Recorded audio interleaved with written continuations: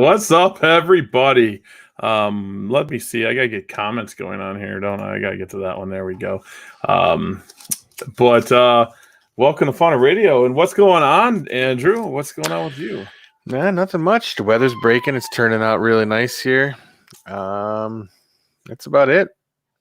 Other than that, I got eggs going and stuff's growing. And I got a Pyramidea today. The wife brought home a tarantula. So yeah, you sent pictures of that. We got to get to the point where we can share. I know there's a way to do it, and they got an update coming where we can upload pictures. And I know I can do it like this, and I can share pictures. And we can just share pictures as we go. So that's gonna be kind of cool. Yeah, I mean, not much going on here. I did get the eggs from the Patty Bell project. Oh, that's awesome. Congratulations. Yeah, I'm gonna beat Miles to it. I'm gonna beat everyone to it. That was kind of exciting. It was a long day this day. So then when I got home, I forgot to go get my mealworms, which thank you, Rainbow Mealworms. I got 160,000 mealworms shipped to me. I ordered them. I don't know what day it was, Tuesday, and they showed up Friday, and I forgot to go get them, and I had to run there and get them. Hello, Tanisha. I gotta get over there. There we go. What was I gonna say? I got my mealworms last week.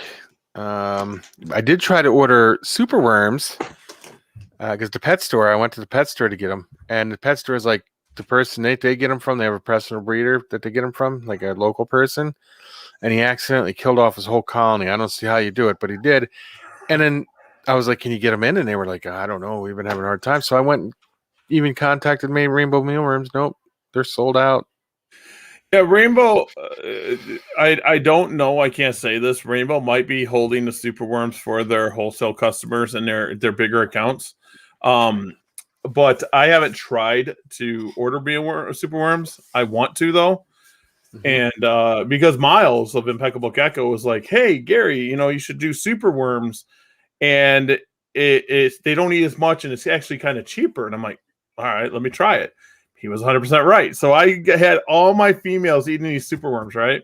Everything is going good. And then the shortage went. And I was terrified. If it wasn't for Rainbow Mealworms taking care of me, I probably wouldn't have food during that shortage. Yeah, that's it's crazy. Let's hope they get the supply back. It'll probably take a while, but they'll probably get it back up, I'm sure. Yeah, I just email. I don't go to the website. But I don't have a problem getting mealworms. I get my mealworms, and they get shipped. I have them held at the FedEx hub all the time. Oh yeah, mealworms. I don't have a problem with mealworms either. I like them.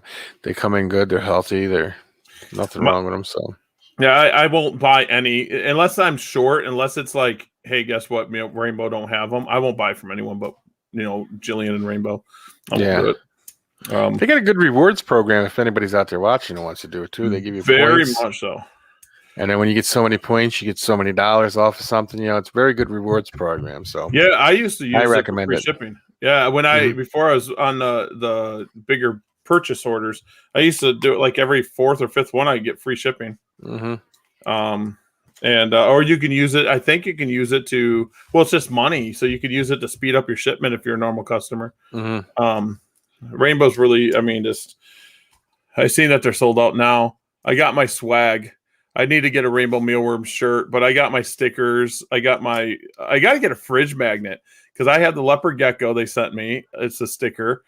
And then I have a sticker on my laptop. I'll have to take a picture of it. It's just a mealworm. And they got a magnet I want to get. But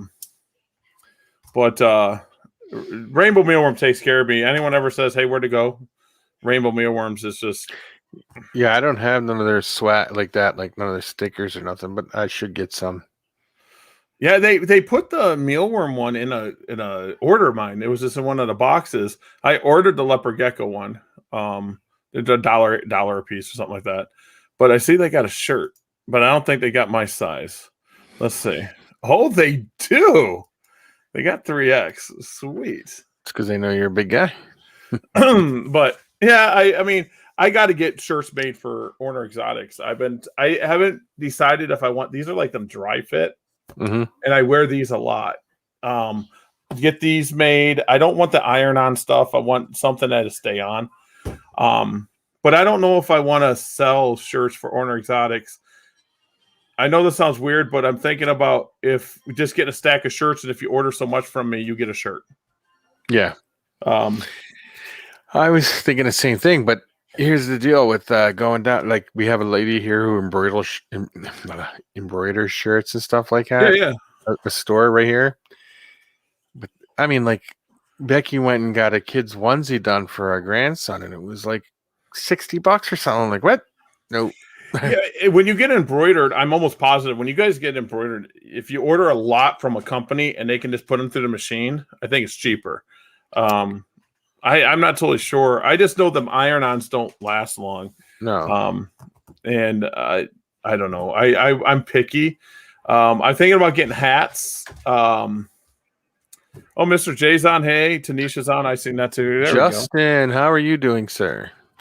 And I just got to get things going. I mean, I've been having to tell people I can't reply to everything because right now is my busiest time of year. Like, oh, I don't know how I do it. Sometimes I wake up like, oh. Well, I've noticed that when if I text you, it takes you a little bit to get back to me. That's only because I know you're very busy right now. Yeah, like I'll get up and I'll get over into the gecko room and I'll start doing what I got to do. And then I go to work. And then when I get home from work, literally I come in and say hi to my daughter, say hi to my wife, my granddaughter. And I'm like, downstairs I go. And then I check eggs. And then I'll come over. If I have eggs that hatched, I'll come and I'll make labels. I make labels something like this. This is what I do. Like this one here, I didn't use for some reason. I don't know why. I could have put something wrong on it. I don't know. And then I go and put the labels on right away so nothing gets messed up. I was looking at that label maker. I love my Dymo. I have the little handheld one, but it's not like that one. But yeah, no. Yeah, this one you can actually I can put this stuff anywhere. Like this logo, I can put anywhere. You can do it's a blank slate. And I guarantee there's more I can do with it that I'm not. Is it like a program on your computer and then it just prints them out? Oh, okay. And it's built for the printer I got. I could have got the wider one and it would have done labels too. I just got one that take up to like a 2-inch tape, and these are 1-inch. Yeah. And I just bought it for labeling. And then I bought 50 rolls of it like this that they say don't order from anyone but Dymo. But Dymo, one roll is like $6. I got 20 rolls for like $12. But it's a second hand and it works just fine. So I did follow the link that you gave me, but I don't think you sent me a link for the it's on my Amazon. I'll just send it on over. But I've been doing a lot of cool stuff. I'm trying to get it for the show. I'm trying here's another camera. I'm gonna take this apart and I'm gonna put a wireless receiver on it to send it Bluetooth to my computer. And then I'm gonna put this camera inside of a tank. That's what I'm gonna do. I just gotta make it smaller because all this is all fluff. All this fluff, yeah. So I bought that for that. What else did I do? I went out and got a new GoPro. I'm going to do some more videos. I got more videos coming out. It's not the first one. The only one that's coming, that one I did. I got 2 GoPros up here that I got to, well, they're my kids', but I can use them. Yeah. GoPro I found is good for that wide angle. But the one I just got, I can make it look normal. I can make it look like a normal thing, I guess. But I bought it because I want to take a video of the caiman eating underwater and our turtle. We have a diamondback terrapin that eats. Yeah, I never thought about doing a video of the turtle eating. I did one of the fish eating, my discus fish and discus breeding. I used to drop the camera in when they'd be breeding or something. They're up on my page. Yeah.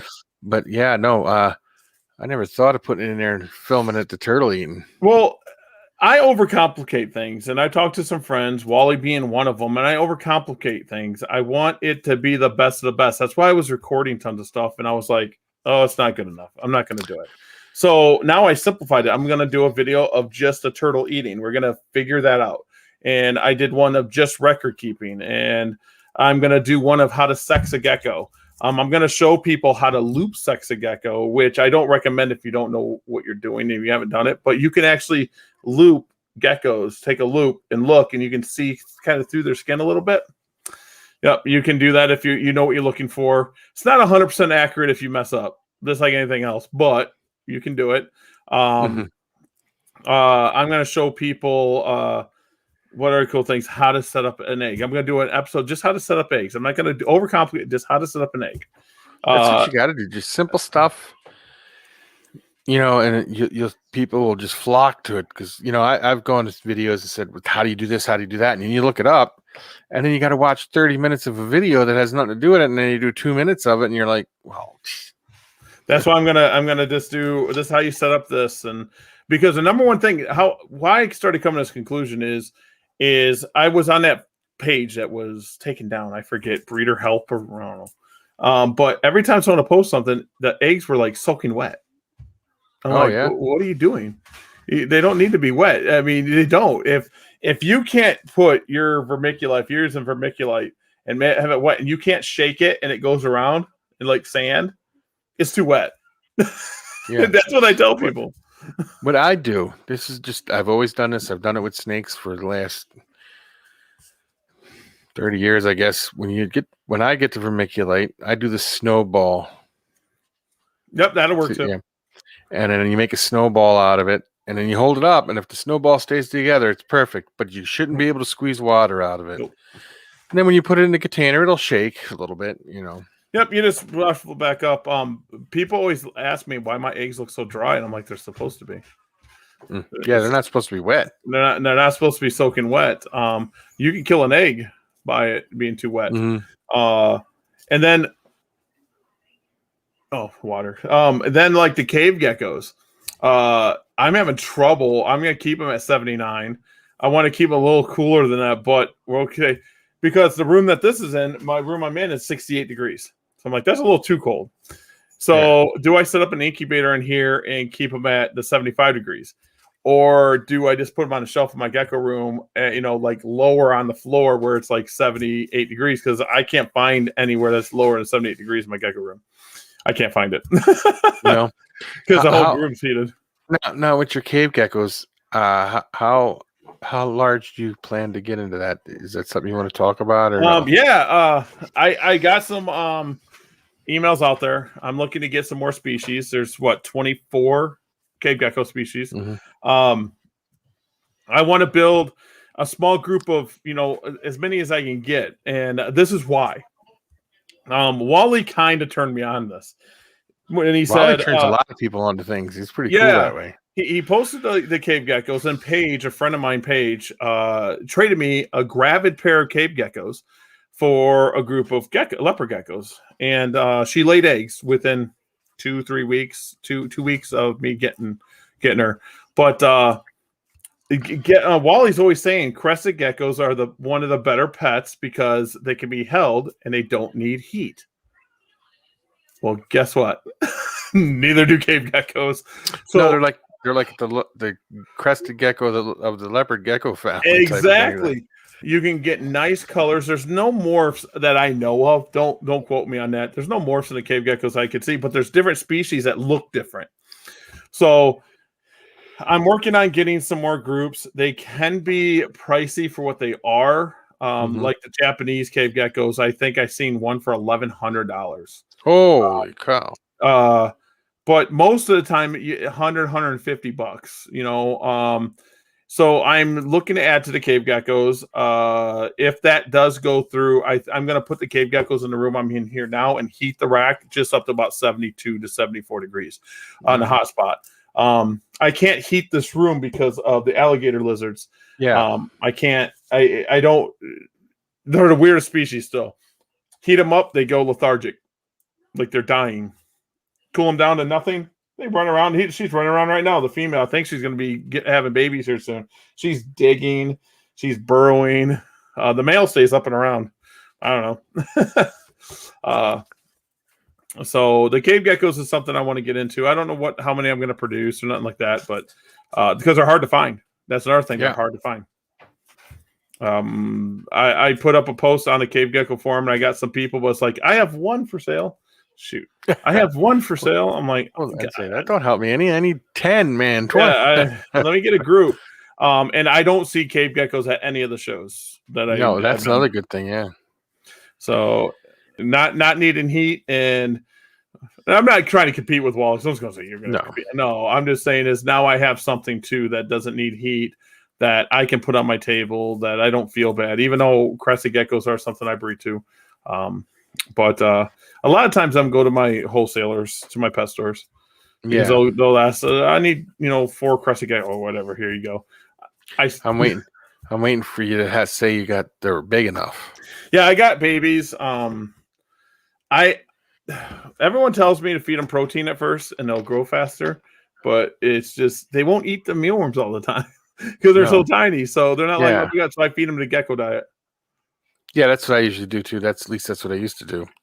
The ones I got now, that's what I do. I just picked up the pinstripe one the other day, so that's cool. And they tear up the gecko diet. They tear it up. Yep. I like crested geckos. I like the leopard geckos. You know what I was thinking? What I would find, I would like to set up a colony of is the mourning geckos. I think they would be cool. And did you see Altitude Exotics just got the ones from Hawaii? The Hawaiian version? Yeah, their Hawaiian version of the mourning gecko, and it's just they're the same thing. They just are different color and pattern on them. They're pretty cool. But yeah, he just got a few of those. But mourning geckos, I would like to do. Mourning geckos, the only reason I haven't done them is the babies are so tiny. And I'm like, great, they would get out or whatever, I'm like, they're dinky. But I mean, they do breed. And I know they sell. There's a person at the shows around us that has them, and he sells out every time he brings them. Wow. They go for like $30. Yeah, $30-$40 he sells them. I know Miles bought 3 or 4 and he brought them over, and I'm like, dude, they're getting out. That's all I said to him, like, dude, they're getting out of the cage.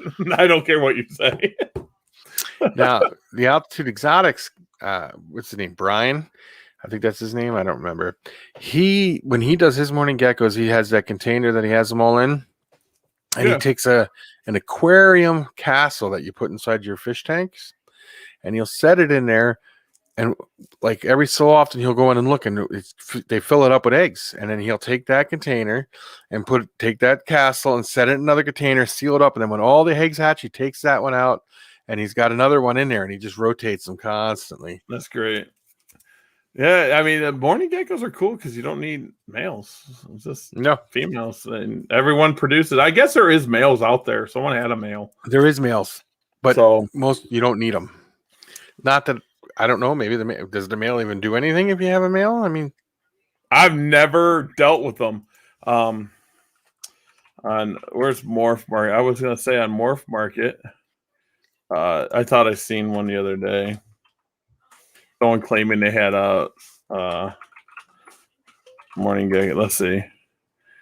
Nope, they're not even any listed right now. That's what I'm telling you. Like, I'll look at cave geckos right now. I always look at cave. There's only 2, and they're both in Canada. There's 2020 and 2021 animals, and they're in Canada, cold-blooded CA. So that's the only thing on Morph Market when it comes to cave geckos. I mean, this is insane that Adam says hello. Hey, Adam. What's up? Hey, Adam. Yeah, Adam, you're late. No, I'm playing. Yeah, he's the first one to comment. Now he shows up late, right? No, just kidding. So let's talk a little bit about the market then, if you don't mind. Where do you see the market going? I mean, with the geckos. I mean, I think I've noticed. I think geckos are starting to explode. Well, they always have been. There's a few people that say, "Oh, the gecko market's getting bigger," or and but it's not. It's just you're starting to see people selectively breed better. It's always been the brightest orange ones brought more money, and the low end ones brought less. and Tremper albinos. It's just now you're starting to see people like myself or John Scarborough selling normal bell albinos, and we're saying it's from this line. It's going to produce something nice for you, but it looks not as good. But we're still getting 100 and a quarter out of them. Mm-hmm. That's why when you go to a larger breeder's site, they usually say, "Here's my under $200 geckos." That's usually the mark. That's been that way. If you go back on a Wayback Machine, they've had that on their site forever. Yeah, John has, right? Yeah, under $200.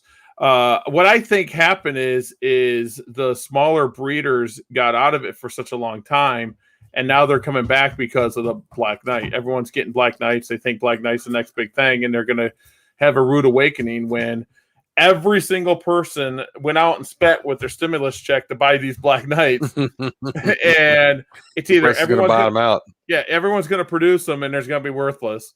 Or it's going to be the Black Knight issue is going to happen and no one's going to hatch any. So I like I said, I'm not even trying to sell clouded right now. I don't care. Everyone came up. I saw a darker one at Sewerfest and they were like, "Oh, this is dark." I'm like, whatever. It's a dark gecko. So did you see that picture I sent you, the gecko that was completely patternless in between its head and its tail? Like, it was weird.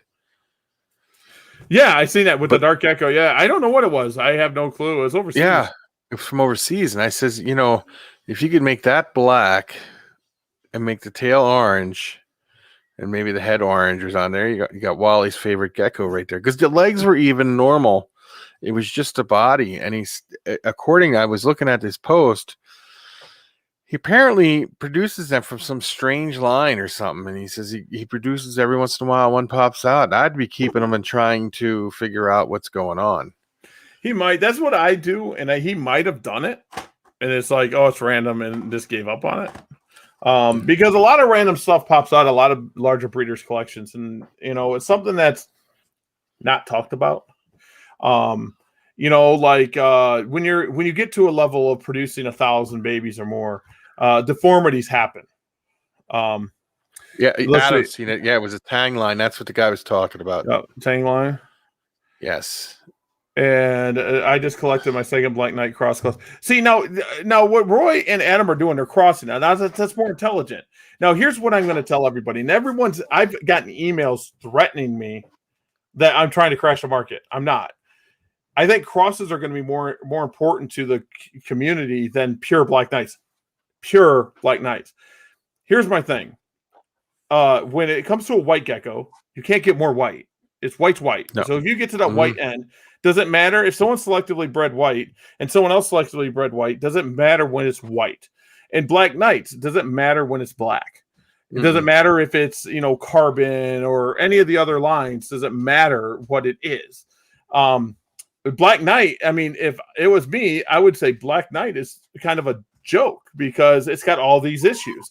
So you get these people out there right now that's saying, oh, don't breed Enigma because of the problems and don't breed Lemon Frost because of the problems, but go after Black Knight because of the money. But the females don't produce, males don't breed right, and they're small or they. I was going to say they got small heads and stuff, right? Yeah, they mess up too. So you got people like Roy and Adam that's saying, hey, guess what? We're going to outcross these because we're not worried about selling pure Black Knights. We're going to outcross them and try to make them a stronger gene. And that's what needs to be done.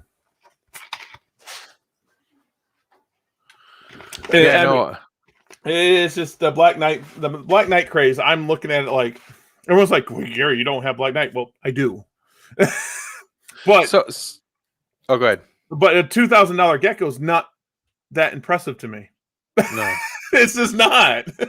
Now, Adam, did you read more into that, or was it just like you just read the same thing? Because I know it was a tang line, and I was just wondering if you had read anything else about it. Let's see. Yeah, about the tang line. Yeah. John Scarborough. John put up here that's cool. Like gecko bows melanistics. That's what I'm talking about. Is if you're getting a dark line, someone just posted, Suburban Gecko just posted one of the best looking melanistic geckos I have ever seen. It was silver. It was insane. Silver and dark brown black. And I sat there and I want the animal. He won't sell it. But he used all the melanistic lines that are known other than clouded. And clouded is just a little different. He used carbon, he used charcoal, he used pearl, and he used black knight. I think it was a carbon pearl cross animal bred to a black knight charcoal animal. And this animal popped out, and this is a silver-looking animal. I've never seen anything like it. The suburban gecko hit something I like. I see something in that animal. I think carbon's what did it. I've never seen nothing like it. Because if you go to clouded, and people bring this up, clouded is more brown. It is a brown, muddy color. It looks like that's why I call it clouded. It looks like a storm. But I have black knight. I want to see what it does with clouded. Okay, so what's your vision when what do you think it's going to do with the black knight? I mean, you got to have some kind of idea in your head of what you think it's going to do. I think it's just going to make a melanistic gecko. I think it's going to. I'm just going to prove that you breed a melanistic gecko to a melanistic gecko, that lines mean nothing. Just like if I bring an orange gecko to an orange gecko, I'm going to get an orange gecko. If I take magma, it is a look. I promise you, magma's a look. But if I take a magma to an inferno, which is a different look, I'm still going to produce orange geckos. It's going to happen. It's not going to be like, these are two different tangerine lines, so when you breed them together, they're going to produce normals. That's not going to happen. So, because they're both selectively bred. And that's something I'm trying to get into the gecko world again, is instead of line breeding and inbreeding, selective breeding. So, I'm breeding this gecko because it has a look I want, but this might be the same look from a different group of geckos. It's kind of got that same look. I'm going to selectively breed certain animals into my project until I get that. Mm-hmm. Unlike the black knight, it was like, here's dark geckos. We're just going to keep breeding back mom and dads and brothers and sisters and all this, and to get a black gecko. And that's backfired. It just did. And because people want that black gecko. Well, that kind of works with your theory of saying, if you breed the biggest to the biggest, you're going to get the biggest. Yep. So if you breed the darkest to the darkest, sooner or later, you'll get the darkest. John had something there to say, too. Let's see here. Did he have the Spanish Black Panther line? I don't know. In the Suburban Gecko, no. The Suburban Gecko one didn't have the Spanish Black. It was carbon, charcoal, pearl, and black knight. And this is why the big gecko to big gecko. I say this all the time. And when I started getting into geckos about 2006, that's when I started getting into it. The weight to breed a female was 35 grams. 100%. Yeah. I'm going to tell everyone out there right now, if the gecko only gets 35 to 40 grams, you can breed it. But it's a look. You got to look for that look. It's not weight. Everyone thinks it's just a weight. You got to make sure the gecko's filled out right and it looks right. You don't want to breed a 40-gram lengthy, skinny animal. No, but there's a look to it. Yeah. And the macularis that we were coming in, like the Turks don't get that big. Mm-mm. But back in the day it was 35 grams, and it went to 45 grams, and that was 55. Now I had someone tell me they don't breed females until 70.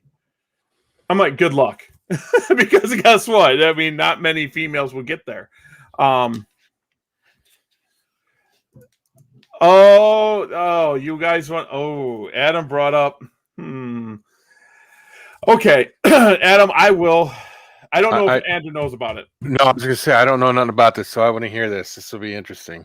Okay. The BAE, the blue amber eye was found to be head eclipse. Someone is breeding them. We can take that out. Oh, no giants. We can talk about that too. We'll talk about that too. No giants, all super giant. Now he's trying to say it's a recessive trait that you can't tell that a giant is, it's just a recessive trait that there's super giants. Now, or are we talking about Ron Tremper, or are we Yes, talking Ron about? Tremper. Okay. I do have some information I can't release yet that I've talked to some people about the giant gene. I don't want to release it until gecko history is published. But I still don't believe in the giant gene. I don't. Are there big geckos out there? 100%. I have 100-gram animals in the other room over there that are not giant, and they produce big babies. They're not giant. The other thing I want to talk about the giant gene is a lot of people are saying they got giant bell. That the giant came out of Tremper. Who cleaned it? I haven't. It just all of a sudden came out. But the other thing I want to talk about is the blue ember eye. Someone was breeding it and got typhoons. So here's my.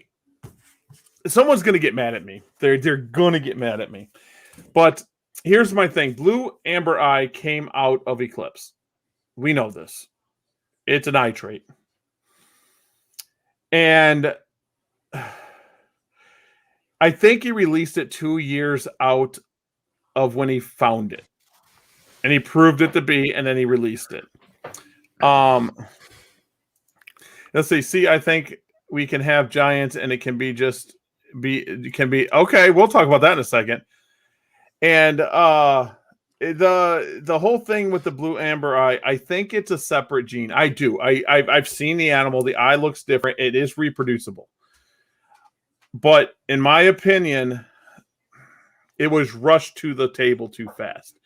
To give you an example, John Scarborough has Cypher. People that don't have Cypher, no Cypher, it has an eye trait too.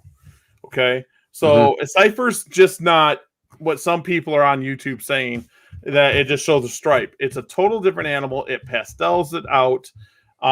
It's a color enhancer, and it's an eye trait. Well, it was found in marble eye. So I believe the original animal of marble, the Cypher, was just a het Cypher. It was like just a regular looking animal, and John released it, like told people about it. And now I'm pretty sure he's got it cleaned out, marble eye, but maybe not, but he'll tell people it came from marble eye. My buddy Miles has Cypher that marble eye's in, and he's been trying to separate it for 2 years. That's what I think happened with Tremper is he released it too soon. And when it was the same time he was selling the company, he was retiring. And now the blue ember eye is going to have a tainted feel. It's just a bad thing. I know a lot of people rush a lot of stuff out. But now that's just getting back to why you're trying to reverse engineer this stuff, right? Is that why you're trying to separate everything out again? And if I reverse engineer it, and we got maybe a couple of the breeders that reverse engineer it and have solid lines, let's say solid lines of Eclipse and solid, just pure Macularis and pure Turks and Fasciolatus, and just that's what they have, and pure Trempers and pure Bells. When we get an animal just like the blue ember eye, I would have the power to start reverse engineering it faster as I have pure animals. And I think that's a big key. Like if I had the pure ember eye, it might take a few years, but it'd be worth it in the long run. Now here's just a question. Now you reverse engineer stuff, okay? And let's just go something simple like the Patty albino thing. Let's say you get them separated. Mm-hmm. Later on down the line, though, isn't it possible that there still is a chance of one of them being het albino somewhere in there?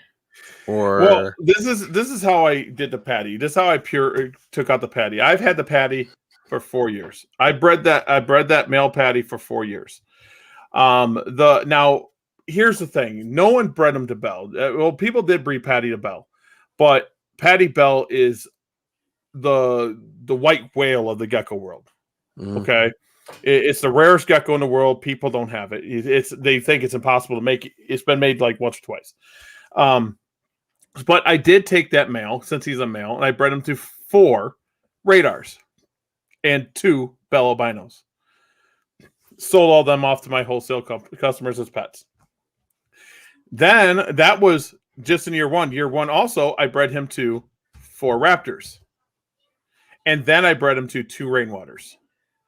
Now, if a patty comes in, it's going to usually be het tremper or het rainwater. This is what it's going to be. Because, patty and rainwater kind of tied. But anyways, produced no albinos first year. Second year, I'm pretty sure it's not het bell. I'm pretty sure. I produced 60-something animals and no albino. I'm pretty sure it's not this. The only thing, the tremper, because I produced another 60-something babies. The rainwater I had to do again anyway. So I went back and I bred it to 2 more rainwaters and I bred it to 6 more trempers. Nothing.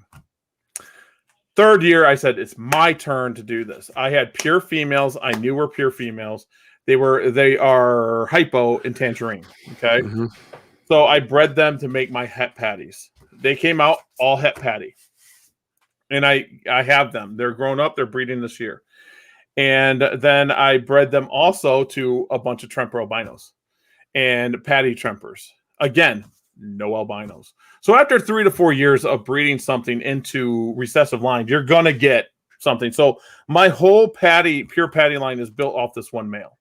Okay. So now people are saying, well, you're going to inbreed a lot. That's not true. Yes, I'm going to inbreed this first year. But I also have pure macularis that I bred this year. I'm going to have about 20, 30 female pure macularis. I'll take them and I'll breed them back and make more hets. Oh, and and then I'll make more hets, and then I have all these different I have 4 macularis that are not related. So I can outbreed it as much as possible, and I'm going to keep adding macularis to my prop because I want that pure line that I can break down everything. Okay. Does it take longer to get there? Sure. But then I know my male is a pure 100% only patternless animal. 100%. Because I bred it to the eclipse gene and I bred it, unless it's marble eye for some reason, which I doubt, then tremper, I can't get eclipse out of my tremper line. Now, the reason is I can't dedicate 100 animals to try to do this. So I always take a tremper possible head eclipse. I keep a couple of them back and I breed them back to raptor. And every year I get eclipses. Every year. I did it again this year. So my pure eclipse line is pure eclipse. I got pure eclipse now. I bred it for 3 years. So it is working then as you go along. Mm-hmm. Yep. That's okay. That's what I was just trying to figure that out. I'm like, well, but then you outbreed it and you get nothing. Well, what you get about, I think it's safe to say if you're breeding a visual to something, after around 40 eggs, you're safe. Some people say 60, so I go 60 just to be sure. I'll produce as many as whatever, just to be sure. Mm. But I did 2 or 3 generations, and I made my pure patty.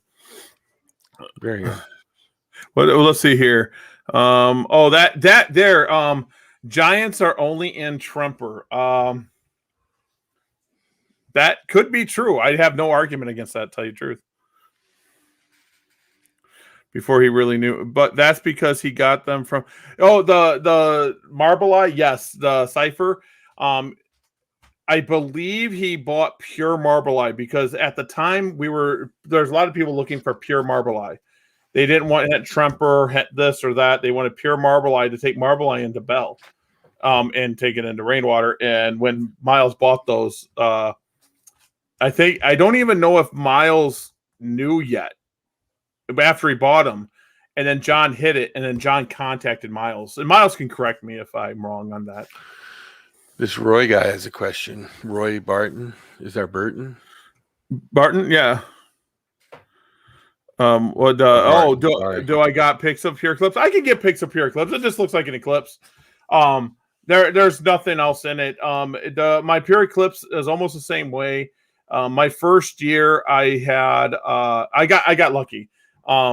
Is from my clouded line. My M1 male is a snow eclipse het tremper, and I have 2 females that are eclipse het tremper. I produced animals from them. The first male I got was eclipse, and I held him back, and I bred him for two seasons now to a bunch of raptors. I've never gotten an albino out of them. So this year here, I think I produced close to 70 animals from it and never got an albino. This John has a good question for you about the rainwater. Let's see. So with rainwaters, are there any worries of hets that should be when it comes to rainwater, other albinos, patternless rainwater was a thing for a long time. Yeah. And then there's a few people, the typhoon. So the only kind of combinations that you hear about now is typhoons and patty rainwaters. So other than them people mixing them, now here's the story that I don't want to get into names, but back in the day, people, when they were made raptors, they were like, well, oh my God, the radar was made by JMG. I want to make radars too. A lot of people just took raptors or eclipse het raptors and bred them right into radar or bell right away. So there was some bell het tremper stuff like right away. And I think that happened in rainwater also. And Adam has a pure eclipse line here. And it's important to keep a pure eclipse line. I had a friend try for the first typhoon and popped Murphy patternless. See, that Murphy patternless is something that's just out there. It is what it is. I'll tell you that the Murphy's patternless was the very first animal very first leopard gecko I produced. I don't know, but 15 years ago, maybe something like that. 10 years ago. Yeah, like that. But it was albino too. You've seen the picture. I showed it to you. A lot of times I'll tell people this. If you get patternless probably from like a Petco, it might be rainwater. Well, I didn't get that from Petco. I got that from VMS Herpetoculture. Okay. Have you ever heard of him? Mm-hmm. Yeah, he doesn't do any leopard geckos anymore. He used to, but now he does other stuff. So now here's the thing: is stuff might pop up in someone's collection, like myself, that I try to get the purest things in the world, but it does happen. But you'll never get like, oh, this is bell line. You're never going to get a tremper. You know, you won't get stuff like that. And then I was asked and actually argued about someone saying, well, red stripe might pop up in your line. Well, red stripe's a line bred trait. It's a selectively bred trait. It can pop up. Tangerine. I've bred non-tangerine animals and got tangerine before. So, and hypo's linked to everything. A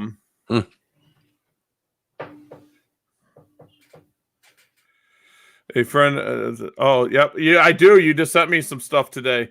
It is an amazing animal, to tell you the truth. So yeah, the gecko world is kind of weird, and people are gonna laugh at me. That's why I think Matt Baronic coming back to the gecko world is a good thing. He's a gecko genetic wizard, and he has morals. He reminds me of Justin Kabolka with the ball pythons. Like, he can look at something and know what it's going to produce. He has a vision. He's got that talent. His clown line's amazing. People don't understand when they're breeding clown and G projects and stuff like this. What they're producing is not what he envisioned. I'm gonna have to look at it again, Roy. I'm gonna have to look at it again, and let you know. I'll email you or message you after the show. Does anyone have non-hypo tanks? I have non-hypo tanks. My blood stuff, is bred to have pattern. Now, my tangerine trempers, they kind of hypo out, and my tangerine rainwaters kind of have banding. Yeah, I got that banding. I got a good picture of one here for you, as a matter of fact. Yeah, I have. Let's see if I can go on here and get rid of some of these. I have like 16. Oh, you guys are gonna see my crypto stuff if I do that. We don't want crypto stuff. Here's your the rainwater tangerine. Oh, I don't know how well it shows up on there. Oh, it doesn't show up because of the It doesn't green screen. because it's the green. The green is coming out of her. Let's see if I can find that one that like right here. Here is my blood stuff. I can share my screen. We do this. We gotta share screen. Share screen. We want this one. I have 3 screens, guys. So that one there is a good example of my bloodline of blood. That's beautiful. That's what I'm breeding for. This one actually sold at Sewerfest in a package deal. They got them. It's an amazing looking animal. That's a female there. So that's what I try to get when I'm going for my blood. I bred this to make this happen. When I got my original blood, it only has like 6 spots on them. So I'm working that blood back in, the patterning back in. Let's see if I can show all photos here. This is my female cave gecko to show people what the cave gecko is. Another beautiful animal. She's calm. The male runs all over, but so my cave gecko should look like that. This is a red stripe. I was actually showing somebody this animal here was actually at the show. This is a 2-year-old. I want to say 2019. Yeah, 2019 animal, I believe. Red stripe. This is a 66% het bell, and no one bought it. Let's see. Here is my bloodline from hatch. So you can see like that burnt orange coming in on the legs. I always say the best tangerines have black feet. So that one's going to have a lot of pattern. This is its brother.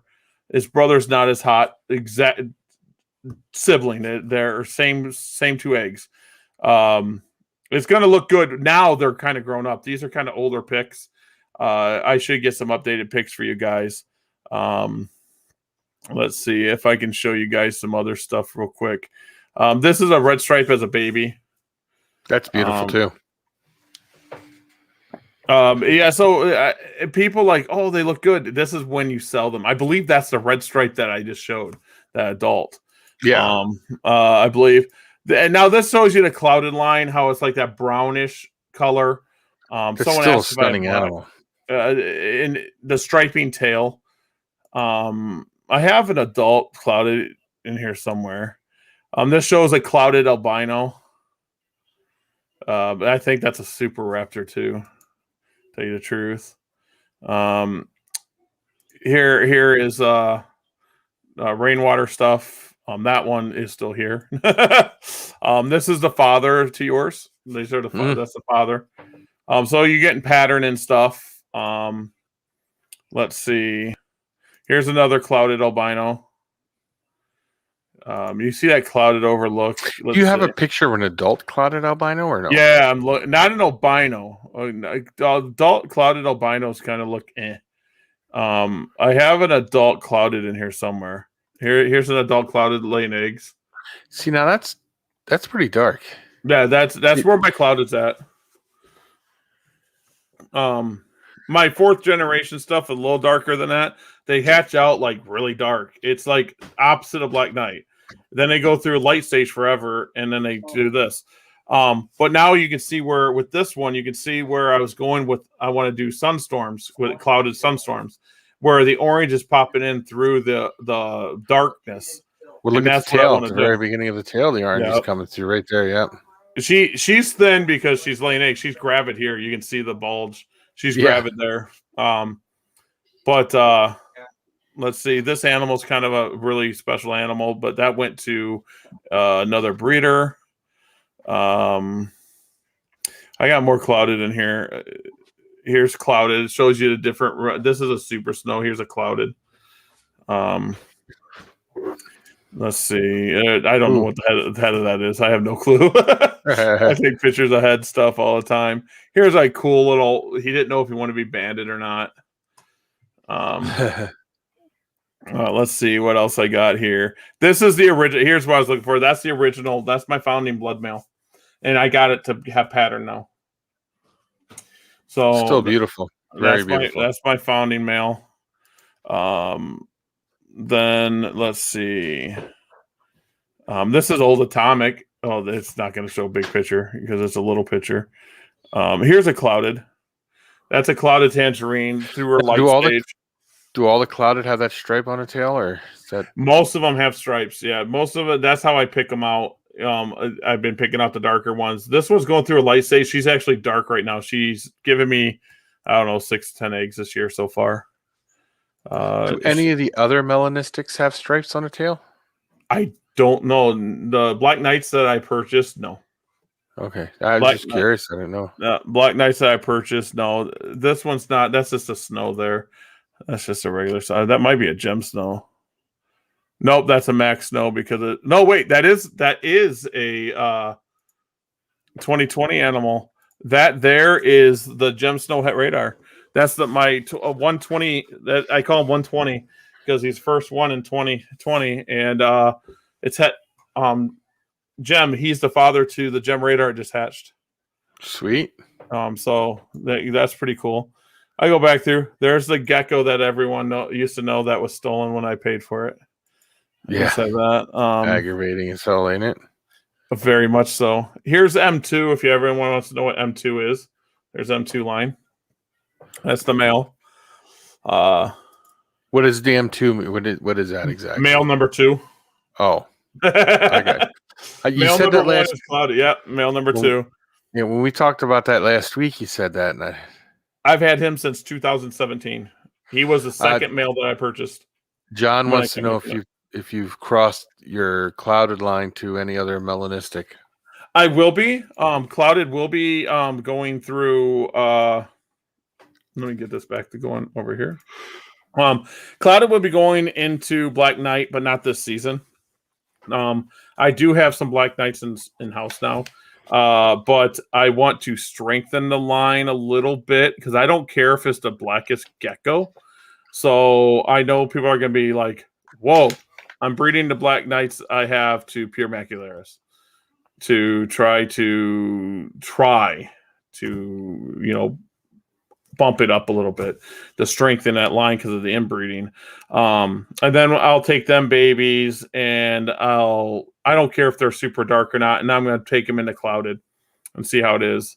The animals that I got do not show too much, but you can tell that the head's smaller. I don't care what anyone says. I can look at them like that head's small, and they're smaller animals.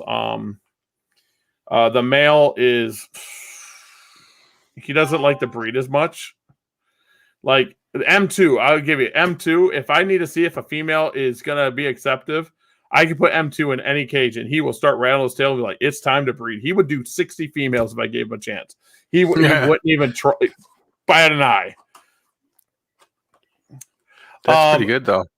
Oh, man. This is John. Whoa. Carbon. Did you see what I posted on it? I'm working on it. I am going to be talking to Suburban. I want to get some carbon stuff. I don't even care if it's carbon crosses. I mean that animal Suburban posted is just insane. No, Suburban. He's from Canada, right? Suburban geckos, yes, I believe so. Yeah. Wait. Yeah. But I know when you order from him, he ships to New York, and then they can ship them to you. Yeah. I'm pretty sure he's out of Canada. At least I think he's out of Canada. I don't think so. I could be wrong. I'm looking right now. I don't think so. I don't know. Suburban Geckos, Chris Charlton, yeah.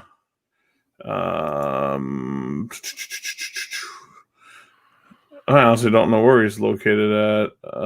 That's what I'm thinking. Shoot, now I'm going to look dumb. I know his name's Chris. I think it is Canada, though, because when I was going to order from him before, he said it has to go.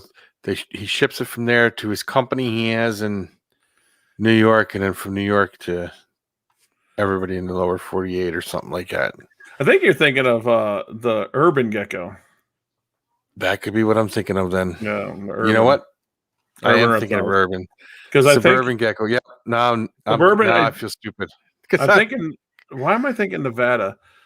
I'm thinking Nevada, right. But I know Chris is in towns in America somewhere. Yes, I know exactly what you're talking about. Now I was confused. I was thinking of urban instead of suburban. Because I've been looking at his pure species too. He's got some hard wiki and he's got Fascos. Yeah, I see Adam's even saying he's in state. I was confused. I was thinking of urban gecko and not suburban gecko. Yeah, I can't think what state he's in. I don't know why Nevada's sticking out in my head, but the urban gecko, urban reptiles now. There's a bad stigma about the urban reptiles and urban gecko right now. Yeah. I mean, that Chris is not the best guy in the world. Let's see what urban is Craig. Yeah, Craig. That's what I meant. Yeah, Craig. Oh, is he south of Cincinnati? See, why is Nevada coming up in my head? I have a buddy in the Netherlands that's trying to convince me to ship some carbons next year, but waiting for ham to happen to see if it'll. Oh yeah, the carbon really has me interested. The thing that Chris posted, it just made me go. I mean, I stopped. I must have missed his post then. Oh, I'll show people. I'm gonna show people suburban geckos. Yeah, suburban geckos. I didn't even follow him on YouTube, so I was confused. I'll do this definitely right now. in the States. That's it right there. That's the gecko. Wow. It's just an insane gecko. I don't know what else to say about it, other than I think he's onto something. I just look at it and I'm like, I want that gecko. That gecko is probably around maybe 10 to 15 grams right there.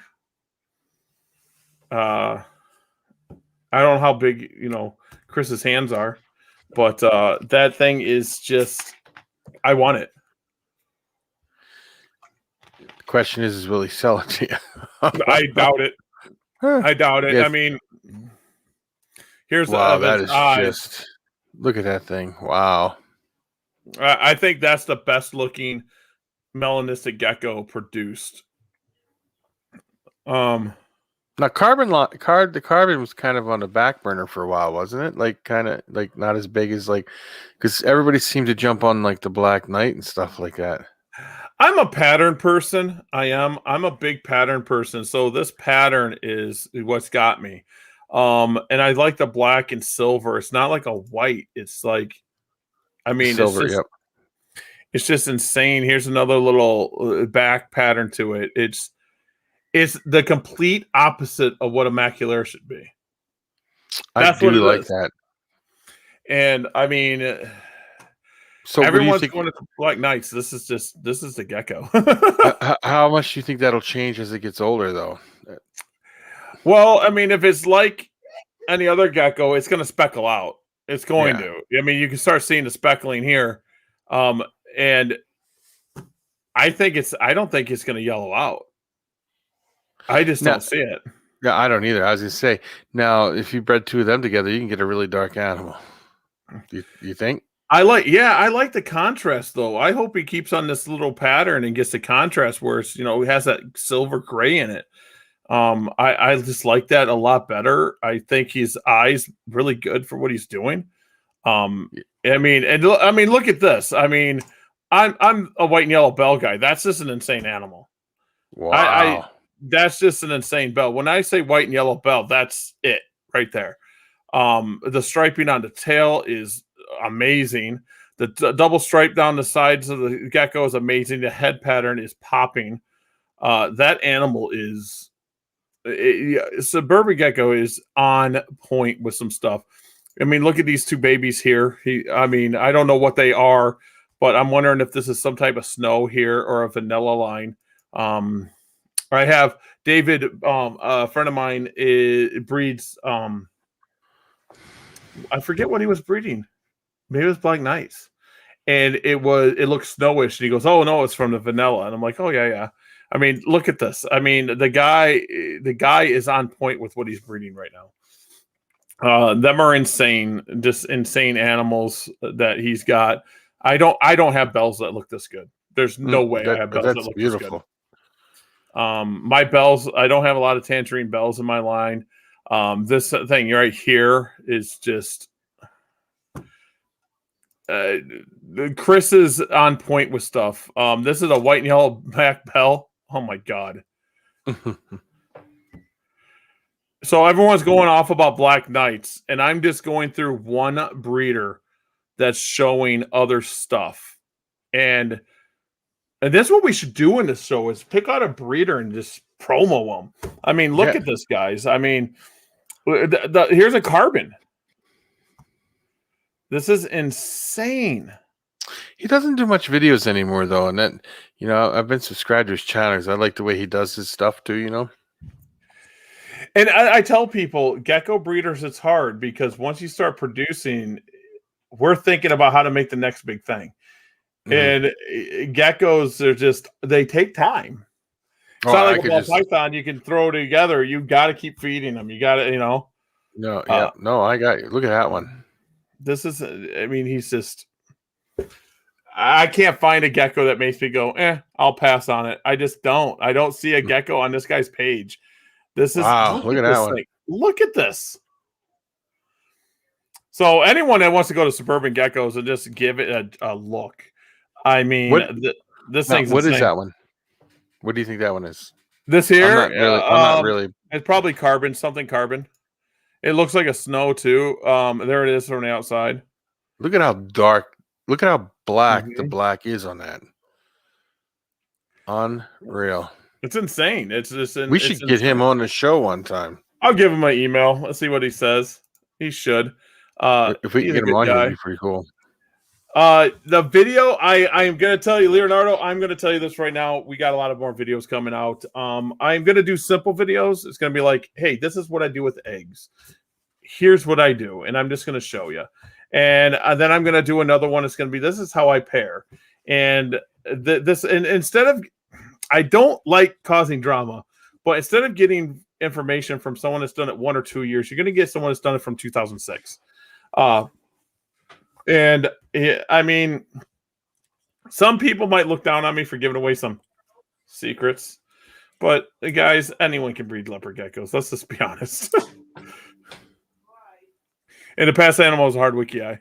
Hard wiki. This is here is. I wanted to show whatchamacallit has an amazing animal here. This one here. This is what I wanted to show. I gotta share my screen again to show some people some gecko stuff. This here. Wow. Again, another stunning animal. I like the circles on the tail. He blows me away every time he posts something. He just does. He blows me away. So he's done some very selective breeding in his time. He's got an eye. And he's not one to take like huge credit. He just kind of posts it and lets it talk for itself. And that's what I like about him. He's just a all around good guy. His animals are amazing. So I got to stop looking at when I want to buy geckos. And that's another thing that goes on, especially with breeders, is we see our geckos every single day. So it's just like, oh, yeah, it's the gecko. And then when you get someone else like at shows come up, whoa, that one's amazing. It kind of makes you feel good. It's like, okay, now I believe it. Like I was taking blood stuff to shows and I'm like, it doesn't mean much to me. It didn't look good. It wasn't what I was looking for. And now I'm starting to hit it, but people are eating up blood stuff. So see, but now like I can go down and look at my stuff every day and still I'm amazed every day. You could tell by the 10,000 pictures I send you every day. we should put these up. That's right. Adam sent me some pictures too. Now that I'm starting to share screens and stuff. This one here is I think it's gonna bold out. I think it's gonna bold out pretty good. That's gonna bold out. That's a beautiful animal. These stripes right here are gonna turn into something nice, in my opinion. Then he sent me some more stuff. Let's see. There we go. Oh, they're nice too. What exactly are we looking at here then? That they got like look at the base of the tail. That's what I was looking at. This is what I look at. I'm like, oh, look at the base of the tail, how that little spotting pops up there, that little area. Um,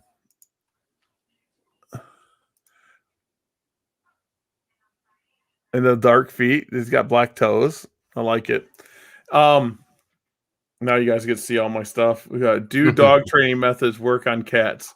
I don't know. It's hilarious. So now you guys can see some of my stuff on Facebook. But this thing, the gecko world is getting to where the new people are coming in. There's a lot of new money. That's what I call it. Seriously. There's rotations into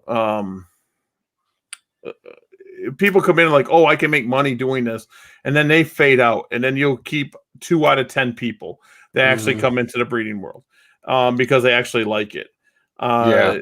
That's why you see different stuff from different people.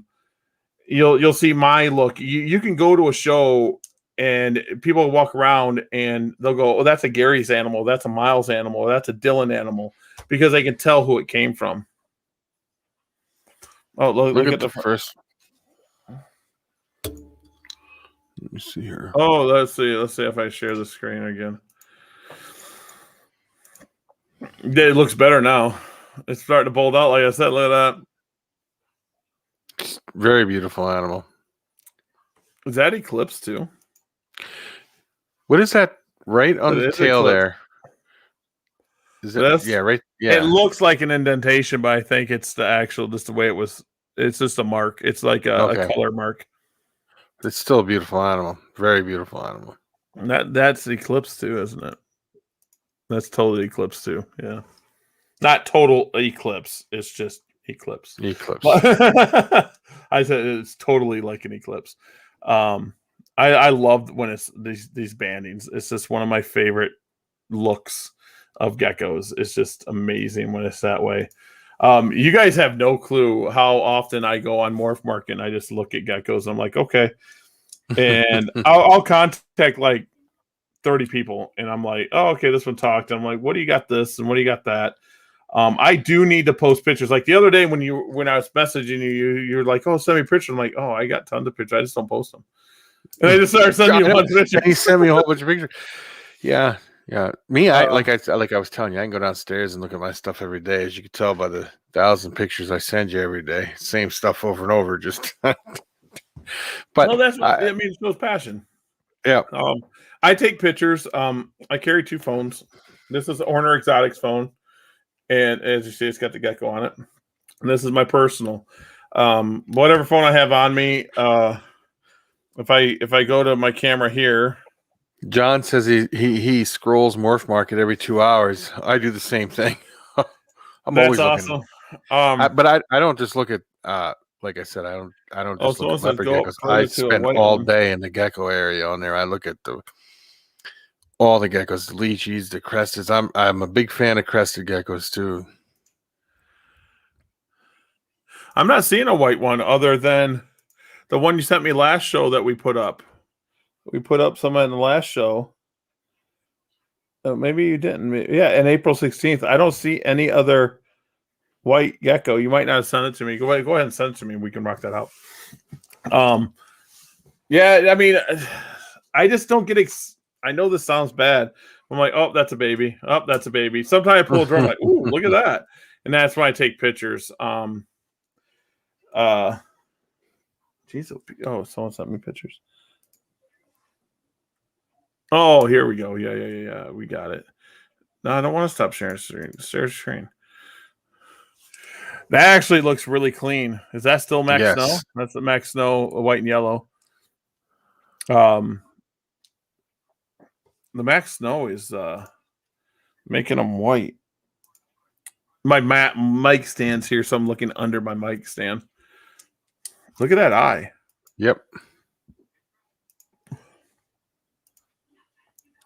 That's really clean. I like the head pattern. I like these 2 stripes. I like that too. I love it. It's got to be. I'm starting to come to like the wild type ones the hard way. And whoops. I'm all about the wild type. I do have fasciolatus crosses in my collection now. They're Macularis fasciolatus. I needed more animals. Go figure. Is there anything you look for in fresh hatchlings that indicates to you that it's going to be an exceptional nice one when it gets older? It actually matters what line it's from. If I do something like if I'm breeding tangerine, yes, I'll look like, whoa, that one's hot when it's this age. And I actually put PHB, which possible holdback. And I'll sit there and I'll keep that one in mind when it goes through its changing. White and yellow, it matters what line. Tremper albino, you got to wait. They just don't show off until later. And then Bell albino just pop right from the get-go. Tangerine's probably the easiest ones, or like your clowns or that like clowns. You can tell that pattern. And once you kind of start breeding for that project, you'll be able to see like these are the ones that look this way turn out the best. You'll start understanding your line that you're going for. So like, Infernos don't hatch out the, hottest in my experience with what my Infernos do. But my Bloods are at the point where it's like, that's insane. And my M2s, I just call them M2s. And everyone's like, you got an M2 line. I'm like, no, it's just my male. Them with them tangerine striping on the side, I look for that. Just certain things. But I can usually tell at 15, 20 grams, so I'm going to hold back the animal. 15, 20 grams, I'm like, yep, that's held back. And then I go through, I should say around a 35, 40 gram area where I'm like, I don't have enough take to a show. Maybe I should take these. And then I'm the one selling every single time. I put $800 on a blood male at Janesville, and it sold. I put $800 on it because I didn't think it would sell. It was the first animal at Janesville that sold. Okay. I was like, "Are you kidding me? I should have put $1,200 on it. I didn't want to sell it, but yeah." Adam sent you another picture there. Let's see here. Yeah, it went up on the. I should just leave it up where I just take it down. I can't zoom in. Let's see here. And yep, that's it right there. That's a good overall gecko. It's a good overall gecko. I would hold that one back right there. I like it. It's just when you got to choose your holdbacks. I mean, mine change all the time. It just does. I get to the point where it's like, how many orange geckos do I need? But then I'm like, I don't know how to explain other than I'm like, I gotta get rid of females. I have females I don't breed. I have females from 2020 I'm not going to breed. In 2019, I still don't breed. I literally just took a couple of my eclipses from 2019 that sat here as holdbacks that I just bred this year. I'm like, let's see. I gave it to, like 219. 219 is a snow raptor that I have that I really, really like. And I gave him some eclipses. John has a very interesting question. Why do Leo breeders label like crested breeders by just saying the parents' names, at least for the line traits?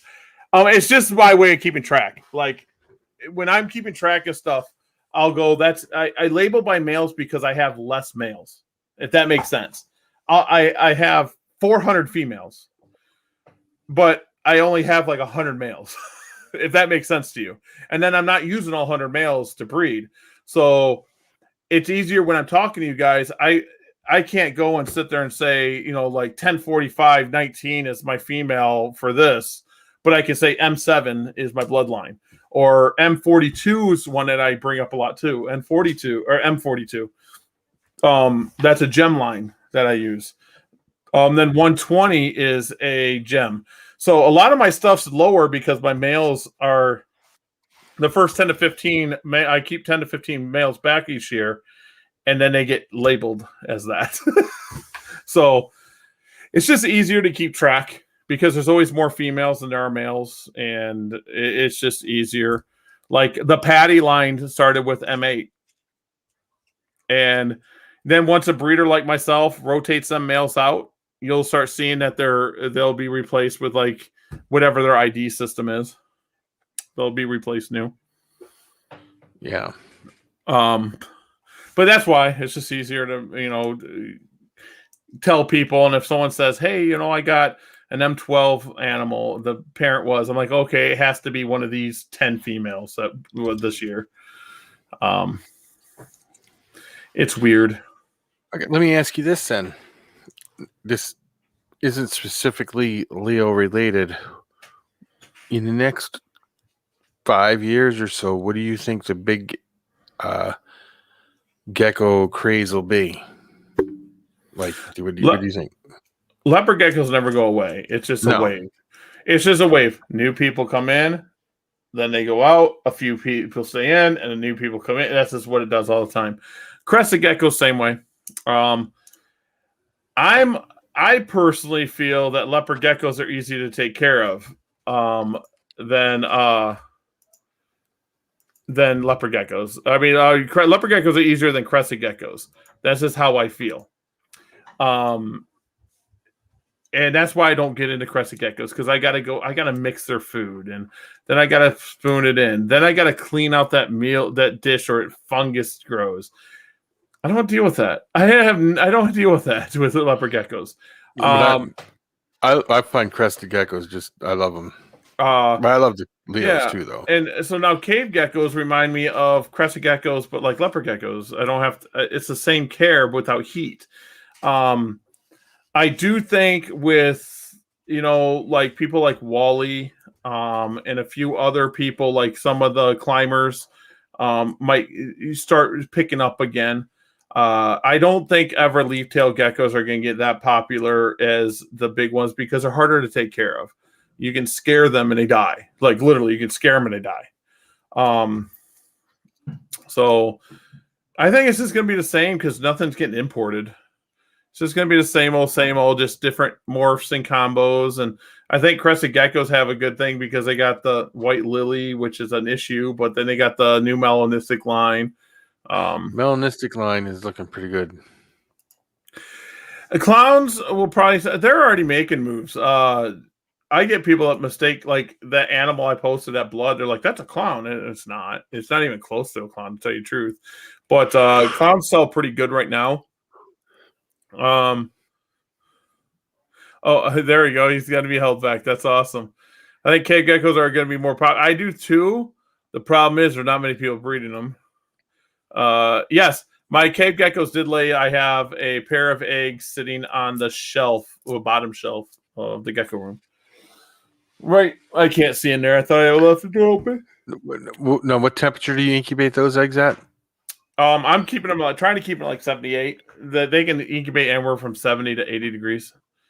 And I don't know if they're temp sex. I don't know, but you can't incubate them at 90. You can't do that. But she's already building her little nest box back up, so hopefully she continues on. But I think it's a little more wait time with cave geckos than it is leopard geckos, where it's like every 2 weeks. So we'll see. I'm excited about getting some baby cave geckos, and these cave geckos eat mealworms like there's no tomorrow. So well, that's good. You see now, that's the problem I see with fat-tailed geckos, because they won't eat mealworms after they become adults. Some people do get it, but it's very rare. Mostly it's got to be crickets and stuff like that. I have a male here. He'll eat them if I hand feed him. So he gets roaches. If I hand feed him, he'll eat them. But if I put roaches, he might eat them if I put roaches in with them too. But he likes roaches. And so does my Cayman lizard. My Cayman lizard ate roaches the other day. That's cool. Yeah, he looked at it. He walked up, smelled it once, took it. Like, cool. I'm not gonna give it to him that often, but still cool. Now, how many fat tails do you have? Just one male and 4 females. That's it. Mm-hmm. That's all I got in fat tails. I seen one the other day. It was a albino tangerine fat tail. The price on that was like, I was like, what the heck? I had no idea. the gecko the person I look at for fat tails is gecko babies. Gecko babies is probably I trust her because I've known her for a while. She's in VA. Her name's Jessica Smith. I think it's Jessica Smith, but her first name's Jessica. That's if I was going to go get high end morphs, that's probably where I would go. Is Jessica. She produces like the Oreos and all those. I want to first breed them and see how I like it. I got this group. Well, I got the male from Paige. I got the 3 females from someone else. We'll see where it goes. I kind of dabble in stuff. I don't know if I've ever told you that. I'll get big groups of stuff, and I'm like, I'll produce them. Oh, I don't like this, and I'll sell off the whole group. And if I like them, then I buy more. I do it all the time. It's like I got fanfoots, and I love them. They're my buddies. I can never touch them. They're fast as I'll get out. But I have them, and I got peanut beetles off of Wally because when I breed them, they're not breedable right now. But when I breed them, I need little mealworms for them and stuff, and that's what I'm gonna do. Is I got fanfoots, see if I can breed those. I got my tokays. I got eggs for those right now. And then there's stuff that happens too, like literally at a Green Bay show. I am not playing. They're gonna know who they are if they watch this show. They had a pair of tokays there. Now I am very picky what goes in my gecko rooms, so these didn't go in my gecko rooms. I quarantine everything, and and so I brought these home. I set them up. They died the next day. Ooh. Now, did I go after that person? No. I'm not saying 2 words. I'll never ask for my money back. It just is what it is. They gave me a deal. That's how I feel. They gave me a really good deal on them. But like literally, I took them home. I set them up. 2 adult, 1 male, 1 female. Huge. And I guarantee they're well caught. They didn't make it 24 hours in my building. So it does happen to everybody. It does happen. And everyone's like, oh, maybe you didn't take care of them right. I'm like, I have them here. I breed them. But I can bring it home like something like alligator lizards and keep them and they're fine. And they came in lizards and I was like, it's okay, gecko. Something was happening. They were wild caught and the deal was too good to pass up, but I should have passed it up. Yeah. I wouldn't mind trying tokays one day. Tokays are fun. I like them because of their color. I like normal stuff. I like normal leopard geckos. They're one of my favorite things. I like gargoyles also. Gargoyles, I can't get them to breed. Why? What do you think's going on? I don't know. It's me. I've invested so much in gargoyle geckos, and I can't get them to breed. How many do you have? 23. And you're having no luck with them at all? No, I've never gotten an egg. Wow. And I tried let's just pair you guys together, keep you together for a week. I try to look if they're ovulating, and they hate when I do it, so I just stop. I don't know. I don't know. Talk to Wally. Yeah, I need to sit down with them at a show and say, hey, dude, I'm having trouble. Or I might just take every single damn gargoyle I have and just sell them. I don't know. It's just, I don't know. It's like, I like the look, and I'm the crazy guy. I like the gray wood look. The red ones are cool. Don't get me wrong. The reticulated ones, right? Yeah, I like this, the gray color, and I can actually even show you. But the gray everyday, everyone sells them cheap. Everyone sells them cheap. If I can show you, let me see if I can find a gargoyle. Everyone's gonna be like red. Watch, they're all gonna be red. Everyone's got them red. Yeah, fucking A. The look, and right when I see it, I'll be like, "Yep, that's it. That's what I like." And most of mine look this way. Now, Wally did have a really cool looking red one, though. He donated to it. I know. I was contacting him. So I like that one. Wally, how much you want for it? And then he felt bad when he donated. I was like, don't feel bad that you donated it. I can share this real quick. It's got this one right here. That's kind of what I That's like. beautiful. That's what I like. I like that one. And I mean, people like these, I'm all for these red ones, but I don't know. I You know like what? that normal look. They are very nice, but That one's cool. That's nice. But that first one you showed, I did like that one. Yeah, I mean, it's just how I just like that. It looks like wood. Yeah, that's And beautiful. and I don't know if I'm doing something wrong. I probably am. I keep them just like I do my crested geckos. Um, let's see. I don't suggest anyone trying it, but I have a male Leo that will eat adult male dubias. That's kind of impressive. That's Yeah, that impressive. is. How do you feel about day old pinkies for females? Or like, I'm not gonna lie, I do it. I have do snakes that? here. Yeah, I do. Yeah, if I have a gecko that's like, oh my gosh, they're just losing too much weight, I'll feed them pinkies.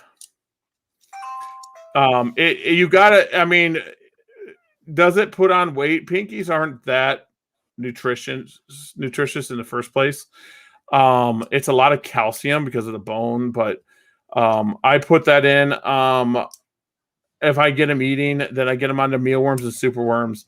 Dubia seem to put on weight on geckos faster than anything I've ever seen. If you can get them eat dubias, that's impressive that a male eating a dubia. Lychees are the one that I'm thinking. I like lychees. I really wanted to get. I would like to in the future here. I say that about everything, but I would really love to have a pair of lychees. I was talking to somebody, and I was like, "That's a lot of money to invest." And they brought up my gargoyles because they know about the gargoyle thing. They go, "How much you invest in gargoyles?" I thought, I don't want to talk about it. He goes, "Exactly." So if you invested in a good pair of lychees for the same price, or maybe a trio or a two pair, and I'm like, never thought of it that way. I honestly never thought of it that way. And it would give me something different. I like gargoyles. I just like them. And it's the first species that I've liked that I can't they're a wall to me. I've bred mangrove snakes, cat-eye snakes, and I've bred rattlesnakes, and I've bred cobras and gaboons and the alligator lizards that got gravid and other geckos, and I can't do gargoyles. You wonder what it is. They're just not liking me. Like Picta back in the day in 2012, I was breeding Picta like they were roaches. I just put them together and bred. That's what they did. Knock on wood. I've never had a problem breeding anything, like any animal, no matter what it is. I mean, always been very lucky like that. Give you a story. Like back in the day, my brother and I invested into a hypo pure Sonoran boa, and everyone's like, "Oh, they're so hard to breed." Oh, they're so hard to breed. So we bought a male Sonoran off of a guy that bred boas. He bred Nicaraguans and everything else. We named him Leo. He was a really dark, his name was Leo. A really dark Sonoran boa. And everyone said he won't breed.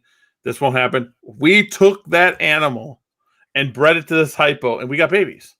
Mm-hmm. And everyone was like, how in the world did you do that? And it was like, it just happened. And like mangrove snakes, I was bringing in mangrove snakes back in 2001, 2000. I'd bring in 10 and all 10 would survive. I'd have them eating mice. Yeah. See?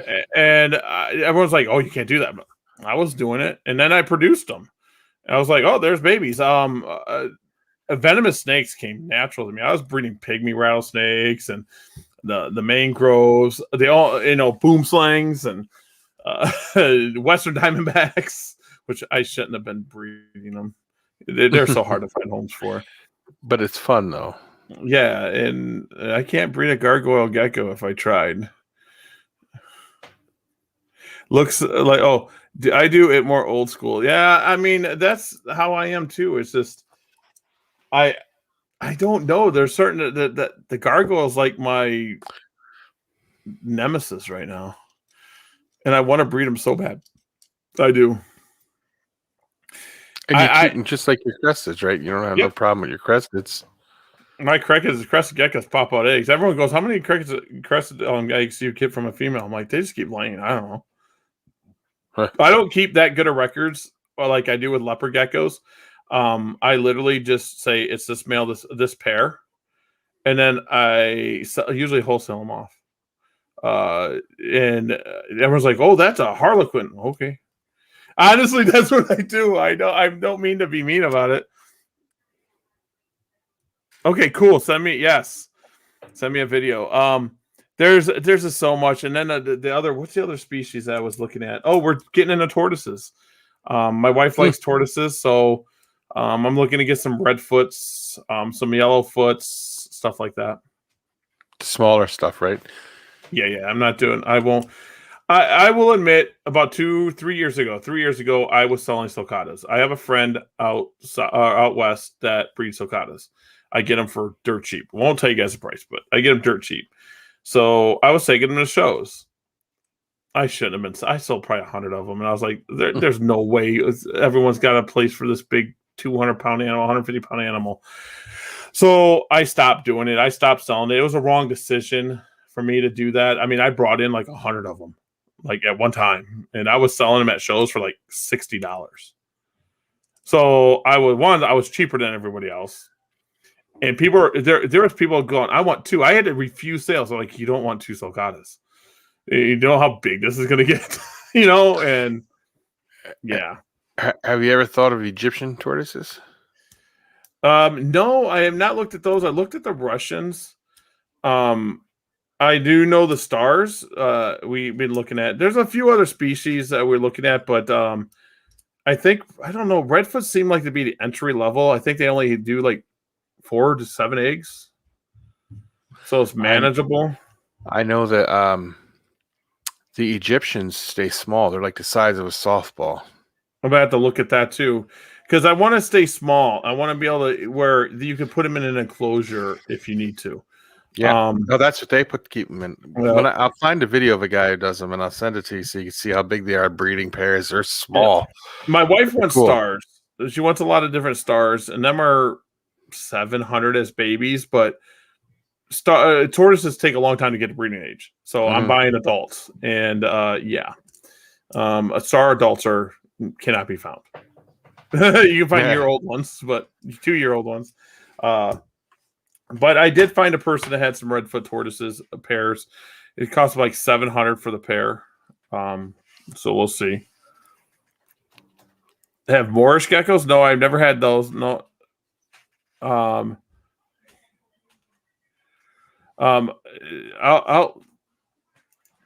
like chameleons are the worst. I've never had them either. Chameleons, that's something else my wife wants to do. I don't know. UVA and UVB bulbs are something that I have to have for certain animals. We have tegus and we have caiman lizards. Like there's a lot that I have in this building that people don't know about. Like I have a Nile monitor. He's like, I don't know, he's big. And you guys know about stuff like I think is cool, like the alligator lizards, the caiman lizard, but I don't post pictures. Everyone knows I don't post pictures anymore, do I? I just don't because I don't have time. But every time I go over there, like my caiman lizard will actually come up and I tongue feed him. I won't buy. I will not buy anything from that person, Roy. I won't. Nope, it won't happen. Story. I know him. I used to buy stuff off of him. But I know a lot about it. So I don't go that way. Let's leave it at that. I don't like talking bad about a lot of people, but no, there's no point. Yeah, it's just there's certain people to get me to buy a wild caught animal now. It has to be either rare or it cannot be gotten captive bred. Like my caiman lizard. The caiman lizard is farm raised. It's a wild caught animal. All it means is someone fenced in a bunch of land and they go out and catch the babies, the eggs. The last time a caiman lizard was bred in captivity was by mistake. It was on accident.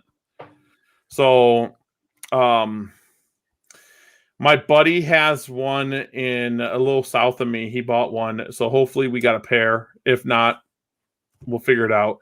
We'll try.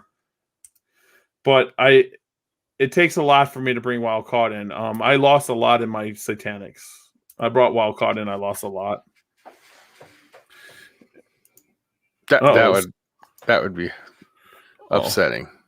Yeah, I mean, now I will say now there are stuff like my alligator lizards. I promise you, them are wild caught. They're the only animals in this room, the only ones. Then if we go down the list of stuff, some of my tokays were wild caught. Let's see if I can keep my caiman lizard. I have no clue about my Nile. I got him when he was 4 foot, probably. The sulcata wasn't. All my turtles aren't. I'm trying to go through my list. Everything else should be captive bred. It takes a lot. Yeah, he does get a lot of tortoises. I will cherry heads. We have a cherry head, Adam. That's what I just got. My friend Dan that owns Animal House pet store had a cherry head sitting there, and I gave him a bunch of leopard geckos for my wife. And my wife loves our tortoises, so to get her involved and her excited, I'm gonna buy some redfoots or cherry heads or yellowfoots, all same species, and breed them, or see if we can breed them. And we'll see what goes on there. And he does get a lot of different stuff. He does tortoises. He does. I will admit that he gets a lot of different stuff, but I know the same importers he does. So, oh man, what a day! I know. I enjoy my turtle, my snapper turtle. He's growing like crazy. You should get yourself an alligator snapper. I thought about that. I really did. But this one here, like I said, at Christmas time, I got him. He's the size of a quarter. Now he's like huge. Yeah, like we have terrapins. I have a terrapin. Mm-hmm. And the story behind that is in Ohio, I couldn't have terrapins. Here I could have terrapins. No. So as soon as we got here, guess what I got? I got a terrapin. What is their reasoning in Ohio not to let you have a terrapin? They say they're native. In Ohio? Yeah. Diamondback terrapins cannot be had. Are they not like a coastal animal? Let me see what they say. It might be just all terrapins. They're different. Let's see. Oh, because brackish water and stuff usually makes. I know. And they might have lifted them off, but back in the day, they were not allowed to be in. We couldn't get them in Ohio. Let me see if they're still on the list. I don't know if I'm going to be able to see. Terrapin locations. Coastal saltwater marshes. Yeah. Texas, including Florida, Massachusetts, Cape Cod. I don't know. Maybe it had something to do with them being able to live out there because it was part of the red ear slider thing. I don't know. Oh, it could have been. But I know it was a really bad thing there for a little bit. Or spotted turtles too. There's a no, but I can have spotted turtles here. You can't have spotted turtles in New Jersey either. I don't think. Mm-mm. Tips of selling at local stores. I can actually help there. Okay.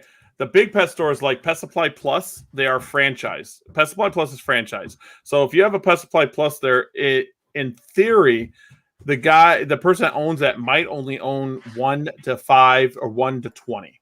Okay. If it's one of the smaller franchise people, you can actually talk to them and they may buy from you. Okay. You will not get into Petco. You will not get into PetSmart. Do not compete. There's no way you can compete with 2 people that sell to them. There's just no way. It's not happening. Because they're selling like leopard geckos, they'll sell at $12 a piece. That's like Rodent Pro does that, right? Is that what it Yeah, is? Not the Rodent gourmet Pro. rodent, Gourmet and Rodent. Mark and Kimbell. Yeah. So you're not going to do that. But now, mom and pops, what you want to do, and for any other small chain, what you want to do is you want to go in and you want to present yourself a card. Get a card with the animals you can provide. Now, here's the big thing: you want to be able to provide them. You don't want this pet store calling you and you say, "Well, I don't have any." You're going to get one time you can say, "I don't have any." The second time, they'll never call you again. Mm-mm. So so that's why you guys don't see a lot of things. I don't bring 700 geckos to a show, so it's going to be 200 to 300. But then I got my wholesale customers come up, but I have different geckos for them. Mm-hmm. You get what I'm saying? I have different geckos for them. So when they call me and say, "Hey Gary, I need 10 geckos," I have them. This year was a little different. I know someone's watching right now is going, "Well, I asked you and you didn't have." This year was a little different. COVID I did the wrong thing and didn't breed as much. So, but you want to go in with a business card, a price list of what you can provide, how often you can provide, if it's roaches to crickets to mealworms to leopard geckos to anything you can, and say, this is what, be honest. Do not be overzealous. Say, I produce 50 leopard geckos a year. Would you like to buy them all in spurts, or would you like to buy them all at once, or what would you like to do? I'm thinking this price, and work it out. And 99% of the time they'll take from a local breeder.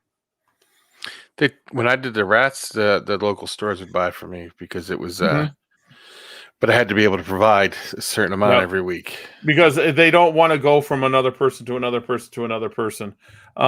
We would raise snappers, browning up and then raise them. Yep, there it is. So pet stores are a good one. Like I got an in because certain pet stores came to me at shows and they were like, "Oh, I want to set up a permanent account," and then they kind of faded away. It happens too. Yeah, PetSmart, the reason is they only pay $12.50 for a gecko, and they get all of them, and then they get there and they're like, "This is a fancy gecko. This is a normal gecko." That's what they do. It's what they do. And veiled chameleons. What do they sell them for? Maybe $20. They get them for like 20 or $18. People would die if they seen the price list that like Petco pays for stuff. It's like dirt cheap. Like they have a contract that says we're going to order this many ball pythons a year. That's why you're starting to see like albinos and pieds in there because there's not any normals anymore. So, but yet a lot of that stuff don't make it either. So they get it there and then they don't sell it and it ends up dying because they don't have proper care. Yeah, and then you'll see it at what Petco. Like some Petcos have a really nice, young person that knows reptiles and they take care of them. You can see it as soon as you go in there. You're like, these are taken care of. Then you'll get the people that don't want to touch the icky snakes. They're a fish person or they're a dog person. And you can tell them too. If I sell them a foot for 12. So pet stores are hard. Petco and PetSmart are hard to get into. What I produce, they would laugh at me. And the thing is it's kind of sad. Now think about this. I produce 1,500 plus, and they would laugh at me because the pet chains are going through 20 to 30,000 leopard geckos, if not more, a year. Yeah, it's same with the bearded dragons and. Yep. Where's all them going? Where are they going? And that's where I get caught in the middle of how many of these geckos make it, how many of them don't. Yeah, that's exactly what it is. I think Rapashi sells them like PetSmart and Petco and them. I think they're crested geckos, but I'm not sure if he does or not. I heard he did. Yeah, wholesaling's fun. My better bet is if you're a larger producer, sell to jobbers. I call jobbers people that don't want to breed it but want to go to shows. Does that make sense? The flippers, like they The used to flippers, call yeah, the flippers. I call them jobbers. They do get a different price. I will have it up on my website that if you're a true business, where I can, when I sell it to you and we can keep it tracked, you'll get a different price than a jobber. But jobbers are usually at shows like at Sewerfest. I just would have vendors come up and stack up geckos. And how much, Gary? Here you go. Thanks. That's what I was doing. I'm like, all right. And people don't understand 50 each is a good price, period. You're getting 50 each per gecko. Freaking A. How many do they want? Seriously, keep that source. Keep that source. Keep it to you and don't tell anyone that source. 50 a piece. I don't get that at wholesale. I don't even come close. So like at reptile shows, I know that I'm going to wholesale geckos. I know I'm going to. So they're going to make their money. I don't care. I need to move animals. I can't feed them all. I mean, you guys are buying, not you guys, but some people are buying like $100 a month in mealworms. I wish. Yeah, it's just at that point, it's just one of them things. It's 69 in the store and 150 for pieds now. Wow, see, pieds are $150. Pied ball pythons. Yep, they're dropping. But what I get on my wholesale leopard geckos is usually 25 a piece to 45 a piece. 45 is for like high end. I call them high end wholesale. There'll be the really nice raptors, the snow raptors, stuff like that. And then 25 a piece is usually like a 30-gram animal. The 50-gram animals is basic stuff like tremper head eclipses, bell head eclipses, eclipse head bell, or whatever. Just stuff I need to move that isn't moving. Tons of super hypotangerine carrot tails without the large carrot tails. They're just really small. Just get them gone. And I send them there, or my test animals. And test animals, if they don't want to know genetics, I sell the test animals $15 a piece, as long as you buy 20 or more. And I will not tell you genetics. And then if you want retired breeders, it's usually a pretty good deal too. Yeah. But again, price will reflect if you get to know them genetics or not. Sure. I'm sure that's pretty good though. That's a good way to do it though. This year I'm going to be moving geckos. I have to. Right now it's like in between. I don't have nothing to take the show, so I got 2 shows here in 2 weeks. And then I only think I got like, I don't know, maybe 150 geckos to take. So if I sell half at the one show, I'm going to be half to another. Oh, someone's mentioning me. Let's see what's up. Oh, actually, Gary, the mama is Gecko Boa's vanilla. Oh, he just posted it again. Oh, he corrected himself. Actual Gary, the mama is a Gecko Boa vanilla project, but but she is true Fasciolus Turk to cipher. Sorry, it took me.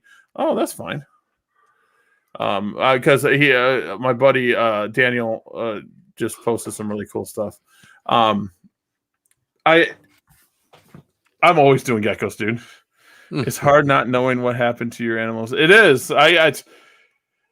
You don't understand when I move animals and people are like, I bought this off you. And I'm like, that's cool. Then I get some people come to me at shows and are like, oh, yeah, I sold it, but I want more. I'm like, what? You did what? But you want more? I'm like, what do I do, I am getting tired, bro. How about you? Yeah. So I'm getting tired. I got to go pull eggs again or see if anyone hatched. And it was fun talking to everyone. We had a lot of people on here talking. And like I said, we don't have interviews. Good.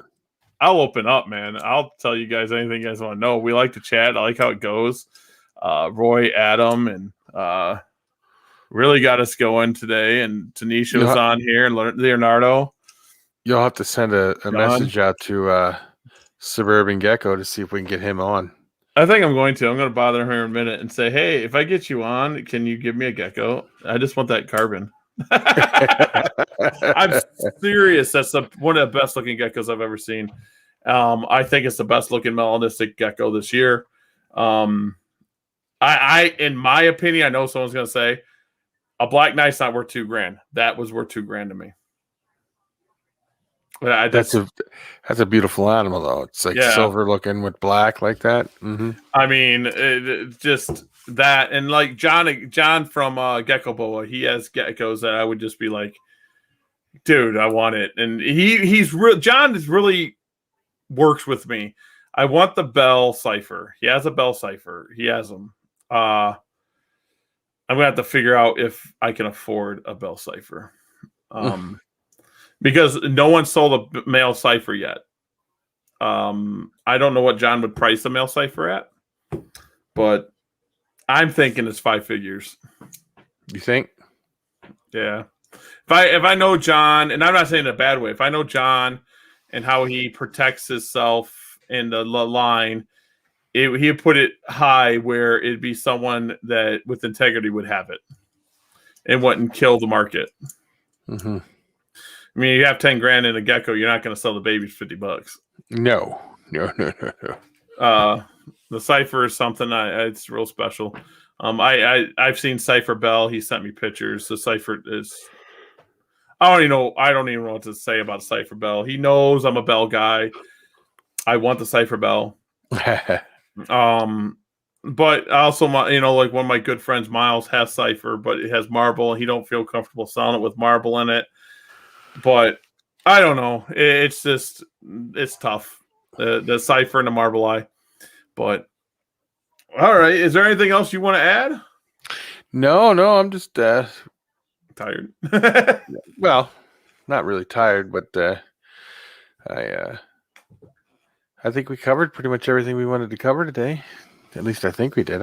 Yeah, and more. We got to get going on the interviews again. I got to get. Yeah. I'll email Chris, Heidi, because I know gecko people. I got to get some other people. Like, I don't know. I need to get a ball python person on here. Who wants to do ball pythons? Do people like ball pythons? Yeah, I think they do. No, they do. There's people.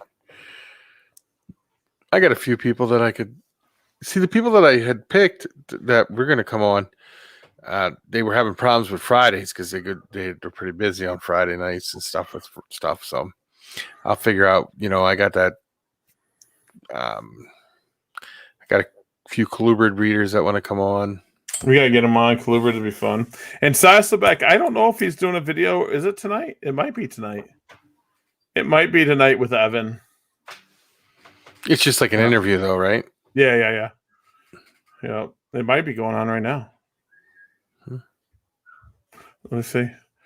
Let me go to youtube.com. That's where it's gonna be at, I think. YouTube.com. Oh, look at we're up right now. We're going right now. Let's go to youtube.com and let's go to strength in Leos. Nothing's going on right now, so I don't know. It ended at 9. He said. Oh, but yeah, there's. I shouldn't let it out of the bag. I'll let other people do it. I'll be on some other shows here soon.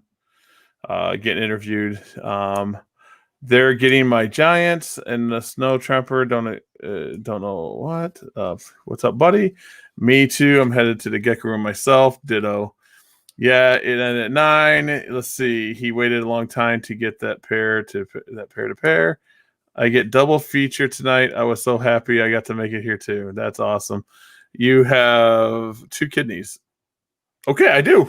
One. Let's hope. Unless But you wake up in a bathroom somewhere all taped up. That'd be funny. But I'll let it out there right now. Guys, get over to Fauna Radio's YouTube and subscribe so I can get the domain to it. You can go to faunaradio.com/YouTube if you want. Give it a like. Liking the videos actually does help. And comment on after. Share the video if you can. Like I said, we'll get more interviews on here. I like talking. That's what I do. It isn't my vacation. We'll get some good people on here.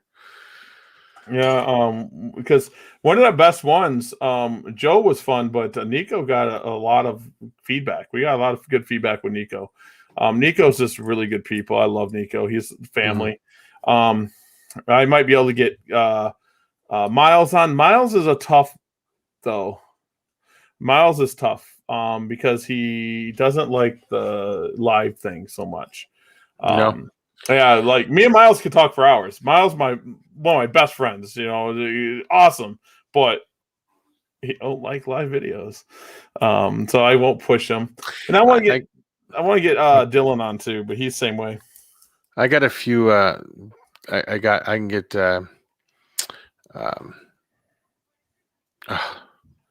My guy about the Ninovirus on.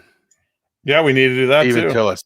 Stephen Tillis is, I've been following that guy since he's a kid, 17 years old, and when I questioned him the other day, I was like, I don't know if if you can come on. He goes, I'll tell you what. He goes, I'm going to come on there. He goes, I'll come on there any day because he goes, ever since I was a kid, he goes, you're the only person I remember that's ever followed me for so long. So, yeah, I'll do anybody. We'll put anyone on.